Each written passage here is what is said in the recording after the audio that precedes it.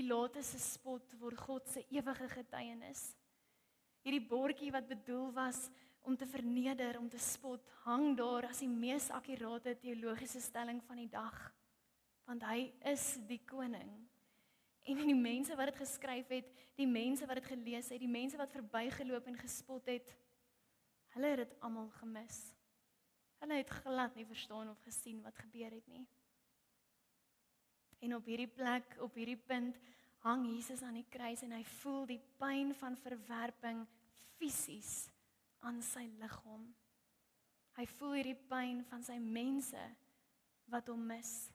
Die verwerping van die mense wat hy geskep het, is hy besig om te ervaar. En hy kon afklim. Hy kon maklik afklim, maar hy doen dit nie.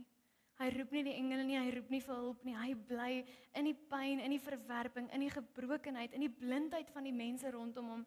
En hy sê deur elke oomblik van sy lyding, hier is ek in pyn. En ek sien